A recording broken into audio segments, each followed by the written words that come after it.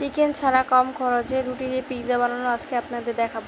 প্রথমে একটা প্লেটে একই মাপের 2টা রুটি নিয়ে নিব। যে কোনো দোকানে এই রুটিগুলো কিনতে পাওয়া যায়, সেটা আপনারা জানেন।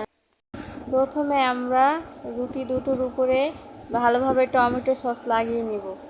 খুব ভালোভাবে টমেটো সসটাকে রুটিতে ভালোভাবে মিক্স করে নেব। রুটির আশেপাশে সব জায়গায় যেন টমেটো সসটা খুব ভালোভাবে লাগে।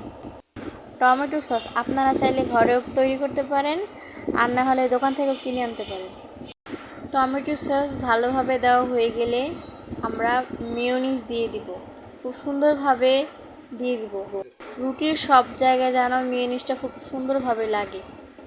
মেয়োনিজটা দিলে কিন্তু পিৎজাটা আরও বেশি ভালো লাগে এবং মজা লাগে। মেয়োনিজ দেওয়া হয়ে গেলে খুব সামান্য পরিমাণে একটু লবণ ছিটিয়ে দিব। লবণ দেওয়া হয়ে গেলে আগে থেকে কুচি করে রাখা চিজটাকে সুন্দরভাবে দুটি রুটির ভিতরে একইভাবে দিয়ে দেব, সমান ভাগে। পিৎজাতে অবশ্যই চিজ ব্যবহার করতে হবে, নাহলে পিৎজাটা ভালো লাগবে না। তারপরে চিজ দেওয়া হয়ে গেলে টমেটোগুলোকে খুব সুন্দরভাবে একটা একটা করে পিৎজার উপরে সাজিয়ে দিবেন।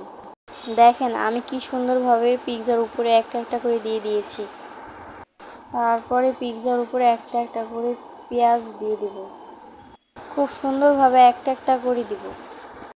পেঁয়াজ দেওয়া হয়ে গেলে ধনেপাতা কুচি পিৎজার আশেপাশে ভালোভাবে দিয়ে দিব।